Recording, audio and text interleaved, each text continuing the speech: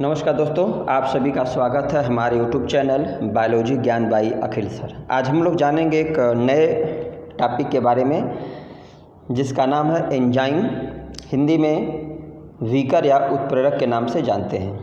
तो आज के वीडियो में हम लोग प्रमुख रूप से जानेंगे कि एंजाइम का इंट्रोडक्शन क्या है। जैसे एंजाइम शब्द को किसने दिया था, एंजाइम का लिटरल मीनिंग क्या है, एंजाइम के प्रमुख कौन कौन से टाइप हैं, एंजाइम को किसने सबसे पहले क्रिस्टलाइज किया था, एंजाइम का नेचर क्या होता है, एंजाइम की प्रमुख फीचर या विशेषताएं कौन कौन से हैं। तो फीचर ऑफ एंजाइम या प्रॉपर्टी ऑफ एंजाइम कई बार जो है कि एग्जाम में 5 नंबर में जो कि पूछा हुआ है। तो हम लोग ये तमाम सारे पॉइंट को एक एक करके जो डिटेल में जानते हैं। परीक्षा के दृष्टि से ये वीडियो क्या है, महत्वपूर्ण है। देखिए, एंजाइम जो शब्द है तो EN जो है इसका मीनिंग यहाँ पर क्या है, इन है, IN इन, और जाइम का मतलब क्या होता है, ईस्ट। मीनिंग क्या हुआ कि सबसे पहले ईस्ट से एक ऐसे पदार्थ को आइसोलेट किया गया था जिसके अंदर अभिक्रिया की गति को, अभिक्रिया की दर को परिवर्तित करने की कैपेसिटी थी। तो उस आधार पे क्या हुआ कि इसका नाम रख दिया गया बीकर या उत्प्रेरक। मतलब ऐसा कोई सब्सटेंस जो अपनी उपस्थिति मात्र से अभिक्रिया की गति को बदल दे। Term enzyme was coined by, enzyme शब्द को सबसे पहले जो देने का श्रेय है वह कुहन करके या कुहने जो भी पढ़े नामक साइंटिस्ट जो थे वह 1878 में एंजाइम जो शब्द था उसको दिया था। अब डेराइव कहाँ से हुआ था, तो word enzyme derive from Greek word. Enzyme जो शब्द है वह ग्रीक भाषा के शब्द से लिया गया है। देखिए, इन में जो EN है, इन मतलब IN, इन मतलब में, और जाइम का मीनिंग क्या हुआ, ईस्ट। मीनिंग क्या हो गया कि बीकर को सबसे पहले या जो कि उत्प्रेरक को ईस्ट कोशिका से आइसोलेट किया गया था।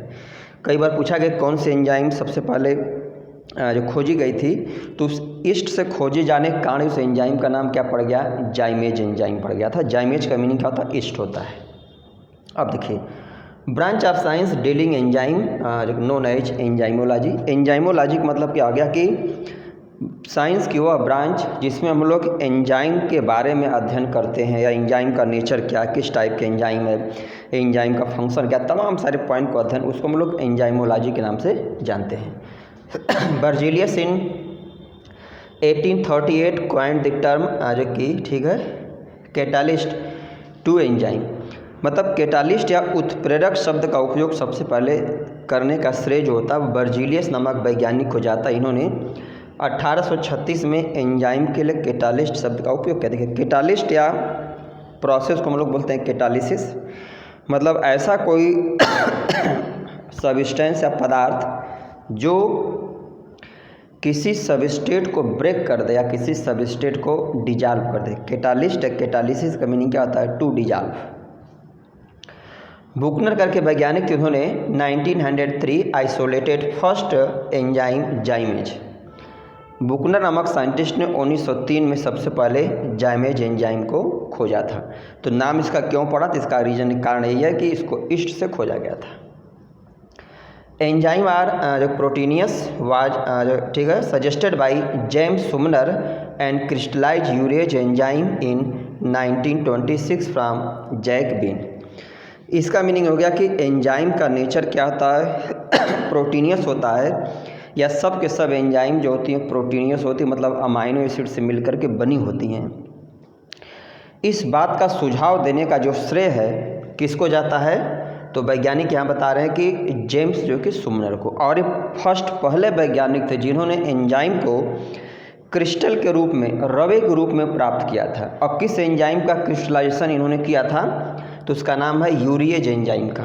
कहाँ से आइसोलेट किया था, तो 1926 में जैक बीन से इस एंजाइम को आइसोलेट किया।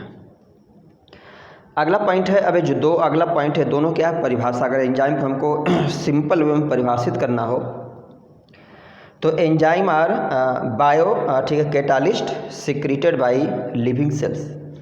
मतलब एंजाइम क्या हैं, बायो कैटालिस्ट हैं, जैव उत्प्रेरक हैं जो लिविंग सेल से क्या बनते हैं। या और थोड़ा सा डिटेल अगर हम लोग देखें परिभाषा में, तो एंजाइम आर ऑर्गेनिक ठीक है substances capable of catalysing chemical reaction in living cells. Meaning क्या होगा कि एंजाइम क्या हैं, ऑर्गेनिक सब्सटेंसेज हैं, कार्बनिक पदार्थ हैं और ये किसी भी अभिक्रिया की दर को, लिविंग सिस्टम में कोई भी अभिक्रिया हो रही तो अभिक्रिया की दर को चेंज करने की या स्पीड अप करने की प्रवृत्ति रखते हैं।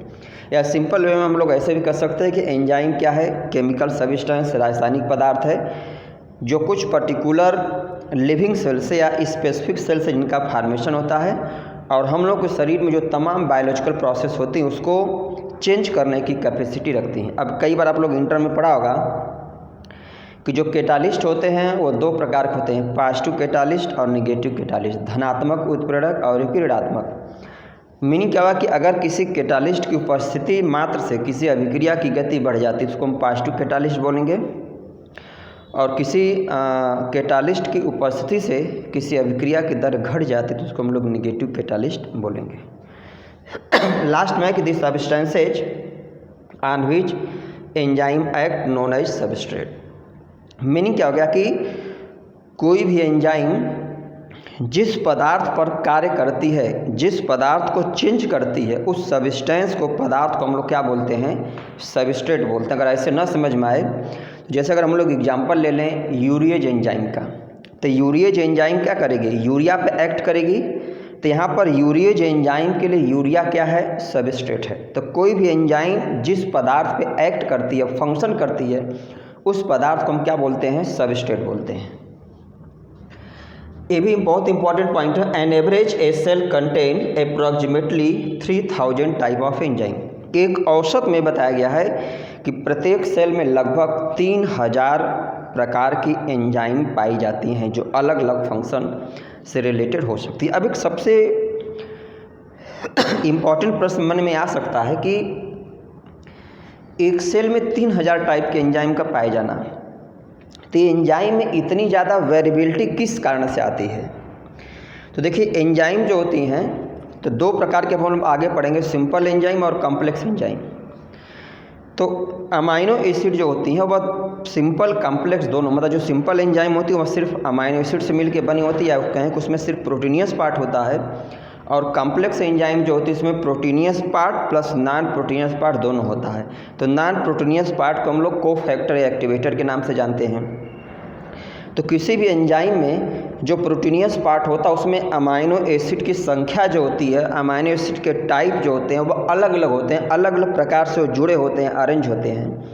तो अमाइनो एसिड के नंबर और उसके टाइप के आधार पर क्या होता है, किसी भी एंजाइम की जो विविधता होती है, वेरिएबिलिटी होती है, वह चेंज होती है।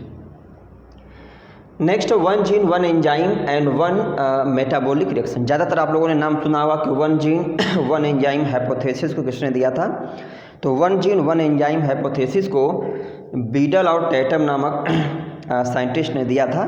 तो इसको ध्यान रखिएगा कि इसको हम लोग one gene one enzyme and one metabolic reaction, इसका मीनिंग क्या हुआ कि किसी पर्टिकुलर एंजाइम के लिए एक जीन उत्तरदायी है और पर्टिकुलर एंजाइम जो होती है किसी पर्टिकुलर मेटाबॉलिक रिएक्शन के लिए ही स्पेसिफिक होती है। इस कॉन्सेप्ट को बीडल और टैटम नामक वैज्ञानिक ने 1941 में दिया था। और कहाँ पे खोज करके दिया था, न्यूरोस्पोरा एक फंगस का नाम है, न्यूरोस्पोरा फंगस में अध्ययन के दौरान इन्होंने इस कॉन्सेप्ट को दिया था। अब दो टर्म है, इंट्रासेलुलर या इंडो एंजाइम और एक्स्ट्रा सेलुलर या एक्सो एंजाइम क्या है। देखिए इंट्रासेलुलर या इंडो एंजाइम का मतलब क्या हो गया कि अगर कोई एंजाइम जहाँ पे बन रही है वहीं पे एक्ट करे, वहीं पे फंक्शन दिखाए विद इन द सेल या विद इन द ऑर्गन, तो ऐसे एंजाइम को हम क्या बोलेंगे, इंट्रासेलुलर बोलेंगे या इंडो एंजाइम बोलेंगे। जैसे हम लोग शरीर में जितने कोशिकांग हैं, कोशिकांग के अंदर जो तमाम एंजाइम पाई जाती है वो कोशिकांग के अंदर ही एक्ट करती हैं, तो उसको हम क्या बोलेंगे, इंडो एंजाइम या intracellular enzyme. Extra cellular enzyme या एक्सो एंजाइम का मतलब क्या, आउटसाइड द सेल, कोई एंजाइम जहाँ बन रही है वहाँ से बाहर जाके एक्ट करे, फंक्शन करे, तो इस ऐसे एंजाइम को हम क्या बोलेंगे, एक्स्ट्रा सेलुलर एंजाइम। अब अगर हम लोग टाइप की बात करें तो एंजाइम के दो टाइप हैं generally, simple enzyme, complex enzyme. तो सिंपल एंजाइम जो होती हैं सिर्फ और सिर्फ अमाइनो एसिड से मिलकर बनी होती हैं, और सिंपल एंजाइम में जो डाइवर्सिटी या जो मतलब विविधता होती है वह अमाइनो एसिड के नंबर और उसके अरेंजमेंट के आधार पर होती है। कॉम्प्लेक्स एंजाइम में 2 पार्ट होता है, प्रोटीनियस पार्ट और non proteinaceous part. Proteinaceous part amino acid से मिलकर बना होता है, नॉन प्रोटीनियस पार्ट को हम लोग को फैक्टर या एक्टिवेटर कहते हैं। तो प्रोटीनियस पार्ट जो होता है एंजाइम का वह एंजाइम के स्पेसिफिसिटी को जो डिटरमाइन करता है, और जो को फैक्टर एक्टिवेटर होता है वह एंजाइम के कैटालिटिक फंक्शन को निर्धारित करता है। अब ये सबसे इम्पॉर्टेंट पॉइंट है यहाँ पर प्रॉपर्टी ऑफ एंजाइम। हम लोग यहाँ पे एंजाइम की प्रॉपर्टी को 9 प्रमुख पॉइंट के माध्यम से पढ़ेंगे। ये बहुत आसान है, एग्जाम के दृष्टि से ये टॉपिक क्या बहुत महत्वपूर्ण है। तो पहला प्रॉपर्टी एंजाइम की क्या है, एंजाइम स्पेसिफिसिटी।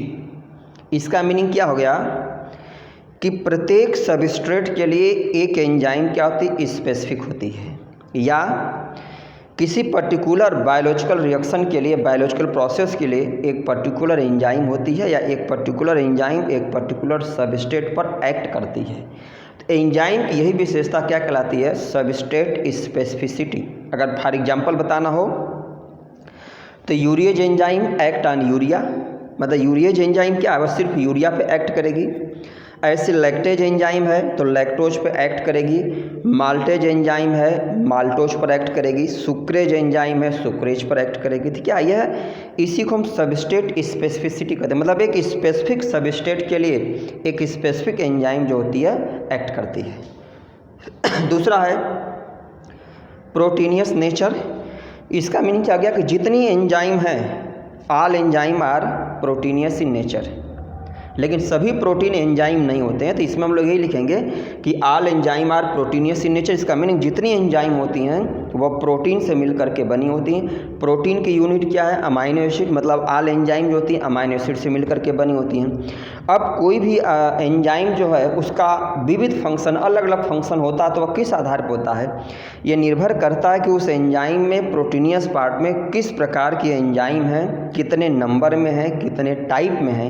ये तमाम सारे पॉइंट के आधार पर क्या होता है, उस एंजाइम का कार्य जो कि उसकी स्पेसिफिसिटी क्या होती है, निर्धारित होती है। अगला है accelerate rate of reaction. Meaning क्या गया, एंजाइम की उपस्थिति मात्र से क्या होता है कि अभिक्रिया की जो दर है, अभिक्रिया की गति है वो क्या थी, एक्सीलरेट मतलब बढ़ जाती है। मीनिंग अगर हम लोग सिंपल से एग्जांपल देखें, अगर कहीं पर जो है कि माल्टोज का डिग्रेडेशन या पाचन करना है, तो अगर हम लोग माल्टेज एंजाइम को वहाँ पे प्लेस करेंगे तो क्या करेगी, माल्टेज एंजाइम तेज़ी से उसको डिग्रेड करेगी। तो एक्सेलरेट रेट ऑफ रिएक्शन का मीनिंग हो गया कि स्पेसिफिक एंजाइम की उपस्थिति मात्र से ही अभिक्रिया की गति क्या होती है, बढ़ जाती है, या अभिक्रिया की गति एक्सेलरेट हो जाती है। अगला पॉइंट है चौथा, रिवर्सिबल इन नेचर। सभी एंजाइम तो नहीं, लेकिन बहुत सारी एंजाइम ऐसी होती हैं जो नेचर में क्या होती हैं, मतलब रिवर्सिबल होती हैं। मीनिंग कि वो अपनी उपस्थिति मात्र से, जैसे ए का कन्वर्जन अगर बी में हो जा रहा है तो बी का कन्वर्जन क्या होता है, ए में हो जाता है। तो ए क्या, एक एंजाइम का एक स्पेसिफिक कैरेक्टर नेचर है कि जो मतलब सबस्ट्रेट है वह प्रोडक्ट में बदल जाए और प्रोडक्ट फिर उसी एंजाइम की प्रेजेंस में क्या करे, सबस्ट्रेट में कन्वर्ट हो जाए। रिक्वायर्ड इन स्मॉल क्वांटिटी, मतलब एंजाइम जो होती हैं बहुत अल्प मात्रा में आवश्यक होती हैं। इसका कारण एक ये है कि एंजाइम अभिक्रिया के लास्ट में बदलती नहीं है। जैसे आप लोग अभी आगे वीडियो में पढ़ेंगे, एंजाइम के फंक्शन की व्याख्या करने के लिए लॉक एंड की थ्योरी दी गई थी। तो ताला चाबी मॉडल के अनुसार क्या था, जैसे कोई लॉक है उसको अगर हम लोग किसी की से चाबी से खोलते हैं तो चाबी से खोलने के बाद क्या लॉक जब खुल जाता है तो क्या चाबी के शेप साइज में कोई परिवर्तन, कोई चेंजिंग आता नहीं आता। तो ठीक वैसे ही किसी अभिक्रिया में जब कोई एंजाइम इन्वॉल्व होती है तो अभिक्रिया के लास्ट में, अभिक्रिया के अंत में एंजाइम ज्यों का त्यों हमें प्राप्त होती है। एंजाइम में कोई चेंजेस, कोई परिवर्तन नहीं होता है। तो जब एक एंजाइम में कोई परिवर्तन नहीं होगा तो उस एंजाइम का हम लोग उपयोग दोबारा कर सकते हैं सेम टाइप के प्रोसेस में या सेम टाइप के सबस्ट्रेट में। तो इसका मीनिंग क्या हो गया कि एंजाइम जो होती हैं बहुत स्मॉल क्वांटिटी में या बहुत स्मॉल मात्रा में आवश्यक होती हैं। और पर मिनट एक एंजाइम जो है प्रति मिनट लगभग 5000 सबस्ट्रेट पर एक्ट कर सकती है। मतलब एंजाइम का जो स्पीड ऑफ रिएक्शन है वो काफ़ी हाई टर्नओवर होता है। मतलब एक एंजाइम 1 मिनट पर मिनट में 5000 सबस्ट्रेट पर एक्ट कर सकती है सेम टाइप की। अब अगला आता है डीनेचुरेशन, बहुत इंपॉर्टेंट पॉइंट है। देखिए डीनेचुरेशन का मीनिंग क्या हुआ, अनकॉइलिंग। मीनिंग क्या हो गया कि जैसे कहीं पर, अब सिंपल सा आप लोग जो पढ़ा होगा कि कोई एंजाइम अगर है और उस एंजाइम के लिए उपयुक्त टेम्परेचर अगर क्या 25 डिग्री सेंटीग्रेड है। जैसे सपोज अगर हम लोग देखें कि ए से बी का कन्वर्जन हो रहा है, यहाँ एंजाइम E1 है, इस एंजाइम E1 के लिए 25 डिग्री सेंटीग्रेड तापमान क्या है, स्पेसिफिक है, उपयुक्त है। अगर हम टेम्परेचर 25 की जगह अगर हम 50 कर दें तो क्या हो जाएगा, एंजाइम जो होती है वह डीनेचर हो जाएगी। तो डीनेचर का मतलब यही होता है कि जब हम किसी एंजाइम को आवश्यकता से ज़्यादा उसका पीएच बढ़ा दें, उसको हीट कर दें, एसिड के मतलब जो कि उपस्थिति में एंजाइम की अनकॉइलिंग। तो प्रश्न किसका अनकॉइलिंग होता है, तो एंजाइम में जो प्रोटीनियस पार्ट है, प्रोटीनियस पार्ट किसका बना होता है, अमाइनो एसिड का। अमाइनो एसिड आपस में कैसे जुड़े होते हैं, पेप्टाइड बाइंड से जुड़े होते हैं। तो जब हम टेम्परेचर बढ़ाते हैं, एसिड की मतलब ज़्यादा लो पीएच हो जाए, ज़्यादा हाई पीएच हो जाए, तो इसके कारण क्या होता है कि जो अमाइनो एसिड की भी जो पेप्टाइड बाइंड होता है वह टूट जाता है और प्रोटीनियस पार्ट की अनकॉइलिंग होती है। मतलब प्रोटीनियस पार्ट जो होता है वो ओपन हो जाता है, खुल जाता है।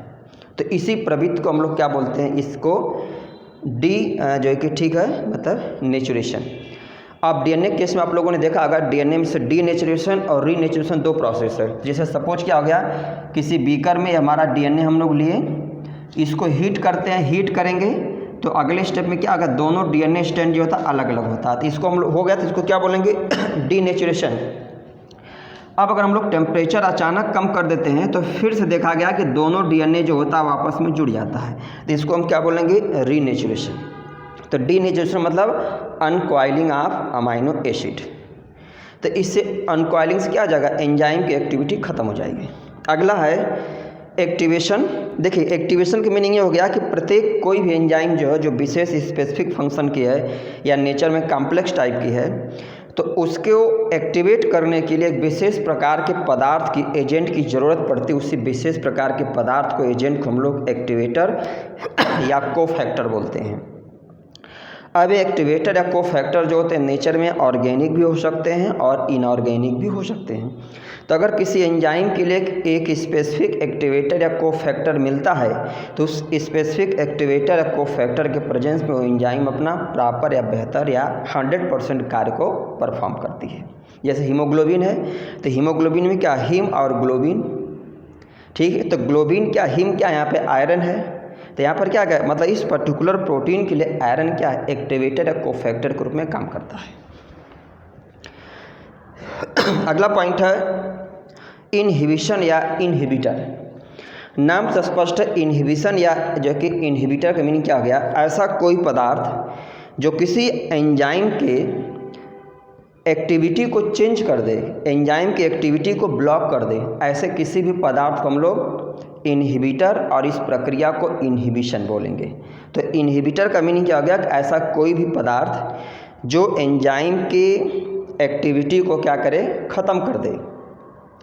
अब इसमें दो चीज़ होती है, कुछ इनहिबिटर जो होते हैं रिवर्सिबल होते हैं और कुछ इनहिबिटर क्या होते हैं, इरिवर्सिबल होते हैं। या इसी को आप लोग सिंपल में पढ़ा होगा इंटर में, कम्पिटिटिव इनहिबिटर और नॉन कम्पिटिटिव इनहिबिटर। मतलब कुछ इनहिबिटर जो होते हैं वह एंजाइम के एक्टिव साइट के बिल्कुल एनालॉगस होते हैं, तो वह एंजाइम की एक्टिव साइट से जाकर के फिट बैठते हैं, वहाँ पर से बांड जो बना लेंगे, तो उससे क्या होता है कि एंजाइम की एक्टिविटी जो होती है ख़त्म हो जाती है, क्योंकि सबस्ट्रेट से जुड़ नहीं पाएगा तो एंजाइम एक्टिव नहीं होगी। कुछ होते हैं इनहिबिटर जिसको हम लोग नॉन कम्पिटिटिव इनहिबिटर बोलते हैं। तो नॉन कम्पिटिटिव इनहिबिटर क्या करते हैं, एंजाइम के एक्टिव साइट के अलावा कहीं से बाइंड करते हैं और उसकी गति को या उसकी एक्टिविटी को ख़त्म करते हैं। लास्ट है remain unaffected at the and. ये भी एक इम्पॉर्टेंट फीचर एंजाइम का है कि किसी भी अभिक्रिया में कोई भी एंजाइम जब भाग लेती है तो अभिक्रिया के लास्ट में एंजाइम ज्यों का त्यों हमें प्राप्त होती है, उसमें कोई परिवर्तन, चेंजेज नहीं होता है। क्योंकि जैसा हम लोग ताला चाबी मॉडल में इसके पहले पढ़ ही चुके हैं, जैसे किसी चाबी से किसी लॉक को अगर हम लोग खोल रहे हैं तो लॉक के ओपन होने के बाद यहाँ पर की क्या है, चाबी क्या है, एंजाइम है। एंजाइम के मार्फोलॉजी में या किसी प्रकार कोई चेंजेस परिवर्तन नहीं होता। मीनिंग क्या हुआ, किसी भी अभिक्रिया में एंजाइम की उपस्थिति मात्र से अभिक्रिया की गति क्या होती है, बदल जाती है। अब अगर हम लोग आज के वीडियो को 1 मिनट में समरी के रूप में देखें तो हम लोग क्या देखें, आज के एक प्रमुख इसके फीचर के बारे में देखें। सबसे कॉमन इसमें है कि एंजाइम जो शब्द इसका मीनिंग है क्या, तो एंजाइम में EN जो IN से डेराइव्ड मतलब में, जाइम मतलब ईस्ट, मतलब सबसे पहले ईस्ट से डेराइव करने का इसका नाम एंजाइम पड़ा, जिसको हम लोग हिंदी में उत्प्रेरक या कैटालिस्ट के नाम से जानते हैं। फीचर के बारे में हम लोग पढ़े, इसके तमाम फीचर, जैसे एंजाइम स्पेसिफिसिटी हो गया, proteinous nature, accelerate rate of reaction, reversible in nature, required in small quantity, denaturation, activation, inhibition और remain unaffected at the end. तो ये इसमें जो प्रॉपर्टी ऑफ एंजाइम है एग्जाम के दृष्टि से बहुत महत्वपूर्ण है। तो ये एंजाइम का हमारा पहला वीडियो हो। ऐसे ही हम लोग इस जो कि चैप्टर में लगभग 5-6 वीडियो अलग अलग पढ़ेंगे। तो ये था आज का वीडियो। उम्मीद है वीडियो आप लोगों को पसंद आएगी। वीडियो आप लोगों को अच्छी लगती तो आप लोग अगर हमारे चैनल पर नए हैं या चैनल को हमारे सब्सक्राइब नहीं किए हैं तो हमारे चैनल को सब्सक्राइब करिए, अधिक से अधिक शेयर करिए, जिससे हमें एक फीडबैक मिलता रहे और हम ऐसे वीडियो आप लोगों के लिए बनाते रहें। धन्यवाद।